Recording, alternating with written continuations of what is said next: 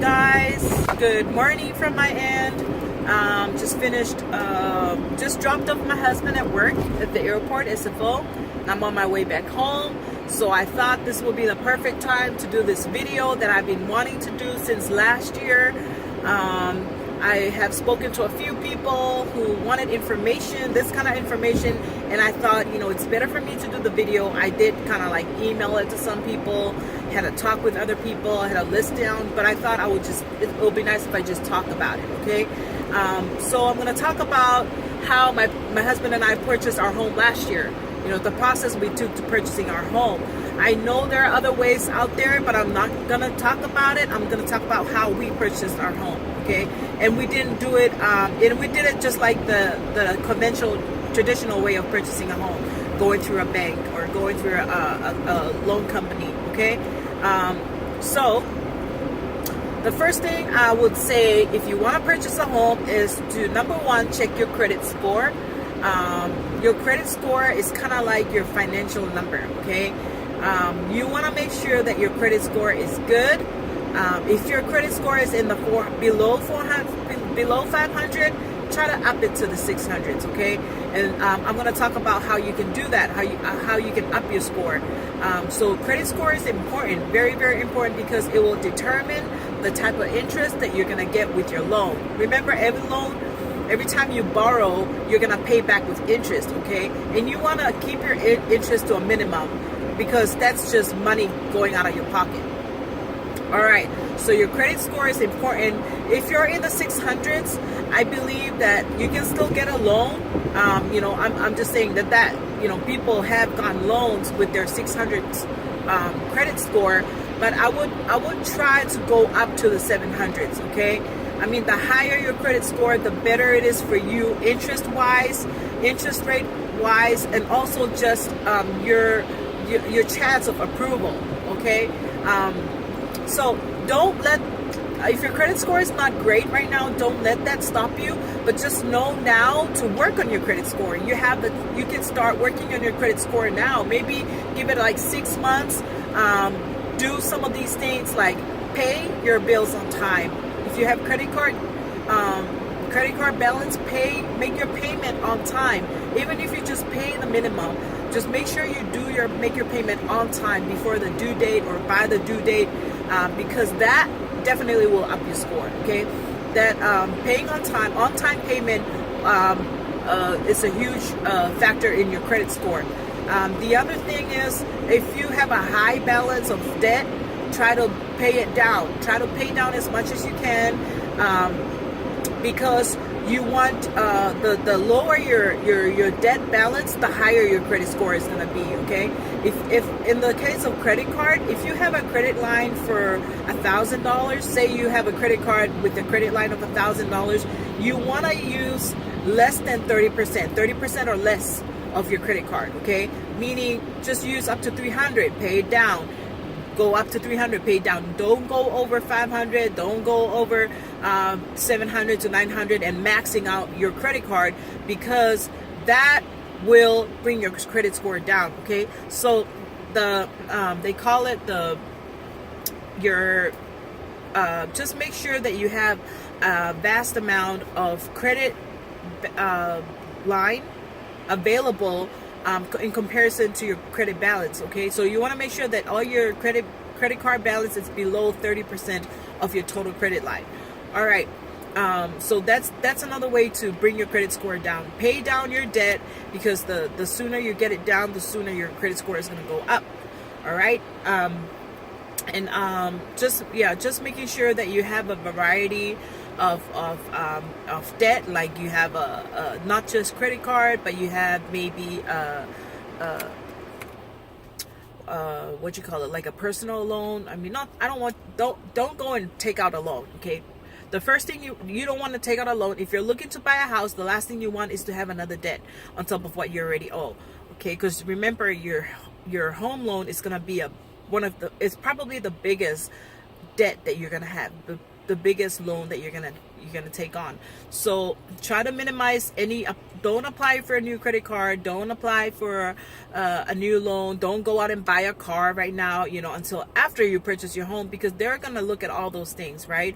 That all those things are going to affect your credit score. Remember, when you apply for a credit card, when you apply for a car loan, when you apply for anything big that will affect your numbers, it's gonna make a ding on your credit score. So you want to stay away from that, because you're trying to up your credit score in order for you to get the best interest rate that you can, and also maximize your approval chance. Okay.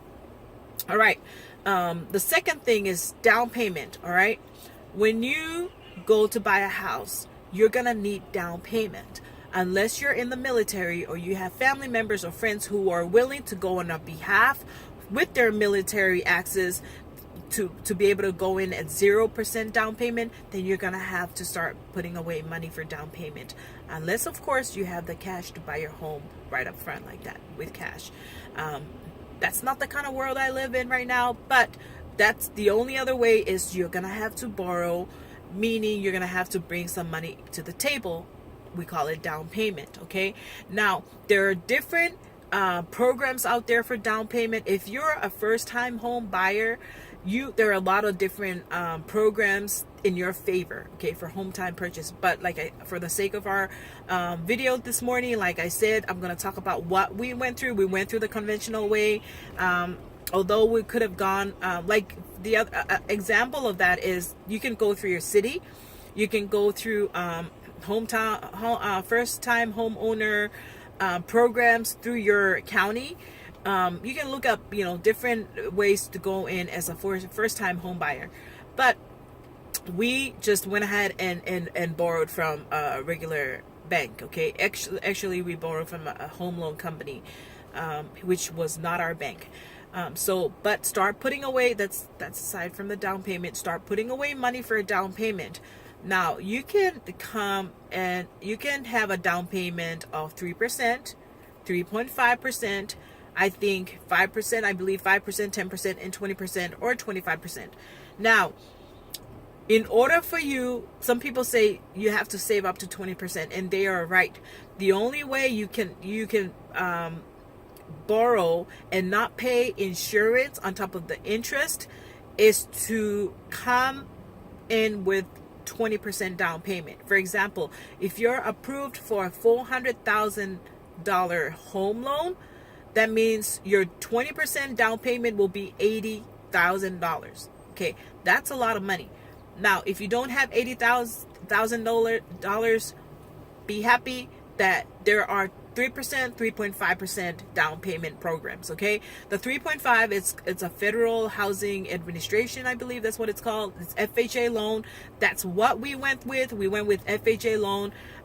So we only had to bring 3.5% of our home loan. Okay, if you're, like I said, if you're pre-approved for 400,000, 3.3% of a 400,000 is less than 20,000. Less than 20,000. I can't say the numbers yet. I should have calculated that, but I'm driving, so it's probably like you're looking at maybe 16 to 17,000. Okay, so if you're approved for 400,000, that means you have to come up with 3.5. If you're approved for the 3.5 loan, you're looking at $17,000 down payment. Now, there's other fees involved in the process, the initial process at least, where they're called closing costs, and just other fees for like inspecting the house and stuff, inspection fees and all that kind of stuff. So just be prepared to pay an extra, I don't know, $5,000 to $7,000 on top of your 17. Okay, that's for closing cost.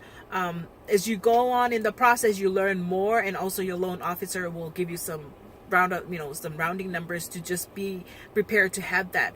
So I'm only saying that is that not only are you going to be saving up for your down payment, there's going to be closing costs and other fees involved. So be prepared to pay an extra thousands. Okay, maybe if your 3.5 is 17,000, you add an extra 6,000 on top of that.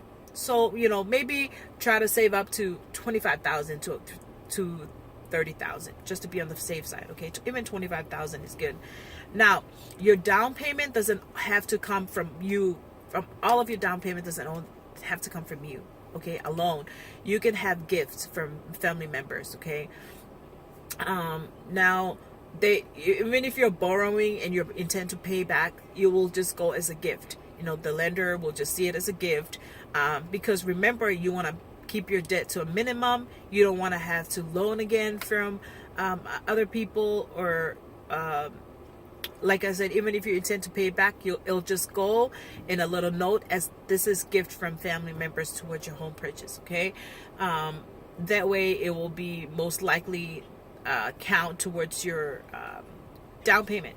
All right, so as you're saving up your down payment, any money that is coming into your account, especially big money like $1,000 and up, you want to make sure you're able to, something that's outside of your income. Say for example, someone's giving you a love offering of $1,000. You have those friends who just want to write you a check like that. Okay, if you have that, make sure you can account for that, because they will check your record, financial records for the past 2 years.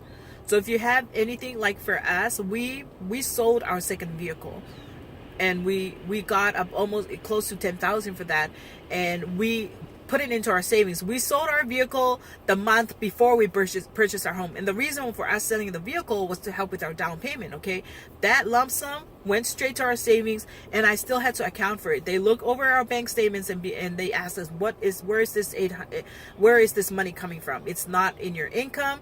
It's where is this coming from? I told him, well, it was from the second vehicle that we sold. Okay, we need receipts. We need to paperwork to show proof that that's where that money was coming from. So those are the type of things that you're going to go through when they go through your financial records. They want to account for things, especially big item stuff, right? They want you to be able to account for that, especially if it's not part of your regular income. Remember, they're checking to make sure that they can lend you the money to purchase the home and know that you can pay them back. All right, that's all it is. So down payment is the next step. Start saving money away for that, okay? And the other thing, and start talking to family about if they're able to lend you money, or if they're able to gift you with some money. Maybe they haven't they haven't been able to take you out for your birthday. Say this will be the time that you can give us the money for our house, but hold on to it. Don't have them deposited to your account just yet. Just have them hold on to the money until you need them. Then it will go as a gift. Even if it's from different people, you can just all put them together as one big lump sum gift offering for you, okay? And they're gonna note it as a gift to add to your savings for your down payment. All right, so that's number 2. Number 3 is you can start looking online, try to get pre-qualified. Okay, what it means is that you go online, you put in your financial numbers. You can Google this pre-qualification for a home. All it is they ask you for it's like a little analysis, to let you know how much home you can purchase, how much you can afford, which is really good. You need to know, it's good to have your dream home, but it's good to know what you can really afford, based on the financial what the financial companies say. Okay. For example, if you go online and Google pre-qualification, I think I did ours with bankrate.com, but there's different, even lendingtree.com, they lendingclub.com, whatever. There's a lot of websites out there where they can help you with that. So go ahead and Google up pre-qualification for home. Answer those questions. They pretty much will ask you, how much income are you making, total, your household, how much debt do you owe, what is your credit score, how much do you have in savings. Okay, they want to just know, based on what you're giving them, they will see how much home you can afford with that kind of information, financial information. Okay, so if this is where they will tell you, okay, you can purchase up to $400,000 home, or to $500,000 home, or to $700,000, or to $1 million home. Okay, based on your financial information. So you plug those numbers in, let them tell you how much house you can afford. It will give you an idea of where to look. Okay, like in the Bay Area, there are different areas, like the homes in different areas are just like different, right? The homes, the closer you are to the city, or you're in the peninsula, more expensive the homes are. If you're going to the East Bay, they're less expensive. Okay, if you go further to like where we are, it's a little bit more less. The further you are from the city, the less expensive it gets. And so it will just give you an idea of how much you can afford, so you can know for sure, okay, then I'm gonna be looking for a home in this area, because I won't be able to get that kind of home, that kind of price in this area. Okay, so it will narrow down your search, and you can start looking for home. And that's the good thing about it. Once you know what you're pre-qualified for, now this is not a guaranteed number. It's just based on the information that you give them, right?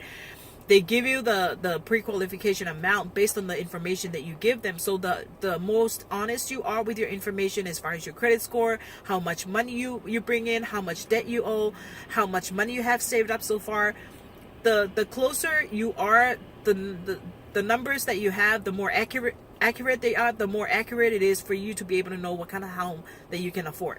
Whether it's a $400 home, $300 home, $200 home, $1 million home, it will give you the right kind of number, right, to work with. So if they say you're pre-qualified for a $400,000 home, now you can look for a $400,000 home, up to it. It doesn't have to be a $400,000 home. You can even look for a $200,000 home, because here's the thing: just because you're pre-approved for something or pre-qualified for a number, it doesn't mean you have to go that high, right? It just gives you room and space for more variety to look for, right? The options is a little bit higher the higher your amount is going to be. All right, so you start looking for a home. It's just kind of fun. It's fun to know that what you're pre-qualified for, because you're going to start looking at homes in that area, looking at homes in that price range. Okay, and while you're working on your credit, while you're putting away your down payment and working on getting all that in place, you can start looking for homes in those areas, in that price range. And that's just exciting. For us, it was exciting knowing how much we were pre-qualified for. And then until you're all ready and set with your credit score and your down payment, and you want to go ahead and apply for the home loan to get pre-approved, now you're going from being pre-qualified to being pre-approved. Okay, pre-approved is more like the real deal, because now this is where you go into a bank and sit down with somebody and say, hey, we want to purchase a home. We want to see if we're pre-approved, what we're pre-approved for. So this is the real deal. They run the same numbers for the pre-qualification, and then they give you how much they want to loan you. That's your pre-approved. If they say, okay, you're pre-approved for $350,000, that's how much they're going to give, up to how much they're going to give you. Okay, or that's how much you're pre-approved for. Now, between the pre-approval and the closing, you want to make sure you don't take out any loans. You don't want to do anything that is going to jeopardize your approval. Pre-approval is you're being pre-approved. It's not fully approved yet, because anything can happen in between. Okay, maybe maybe you have, you go out and buy a car in the middle of you trying to purchase a house. That's going to bring your credit score down, bring your debt level up. And guess what? They're going to be like, no, sorry, we can't lend you money because you have this amount of debt, and then your credit score just dropped. All right. So try pre-approval is a good thing, but it's not the end. Okay. That's the first step. That's the first big step to getting closer to your home purchase. Okay, so if you're pre-approved for something, and here's another thing: when you apply for your pre-approval amount, apply to as many bank loans as bank company loans. Okay, I mean loan companies as many as you can. I think we applied to 8 to 10. I forget. But we applied to as many as we can. We applied to our credit. We applied at our credit union. We applied online to so many different loan companies that we saw that were credible. So you apply. If you have 4 banks, apply to all your banks. You want to do that within 20 days, 20 to 23 days, because they will all count as one ding on your credit report, and which is fine, because your home loan knows that you're going to be looking for a loan, so they know you're applying for home loans. Okay, so that's not going to affect their decision on your approval. Just make sure that you do that within a certain amount of days. Like I said, 20 to 23 days. apply to as many. We applied mostly online. So if you're comfortable with going online, you can also do that. I can even give you the company that we went with. We enjoyed working with them. Actually our loan officer, the underwriter, we communicated with them like very closely, and like they were very prompt in responding to our questions and our requests, which was good. You know, you always want to be able to be comfortable with the people that you work with, especially when it comes to your finance. So get pre-approved with as many companies as you can, with as many home loan companies out there that you can, online or brick and mortar places where you can walk into. Do that within 20 days, okay? And because some banks, they might say, oh, you're pre-approved for 200,000. Other banks will say, oh, you're pre-approved for 400,000. Oh, you're pre-approved for 600,000. And also the interest rate will be different with every company. So that's why you want to shop around. Just like if you were to go buy a car, you're not going to just go to one dealer, except for some people I know, and just buy that car that you see at that one place, right? You're gonna go from place to place, just like how where you're looking for the best deal. You know, you go to Target, you check out Walmart, you check out, especially for big ticket items. It's the same thing with home purchasing. This is gonna be the biggest purchase you're gonna ever make in your life, all right? A home is a big purchase. It's gonna be the biggest debt you're gonna acquire.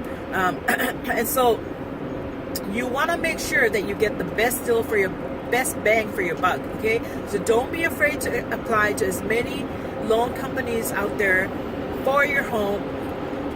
Pick out the best deal. You know, the higher the amount doesn't always be the best, but we also look at the interest rate. You know, if we're gonna be paying higher as far as our mortgage payment because of the interest rate, I'm gonna think again, okay? So just get all the balances and the interest rate, and you compare which one is best for you.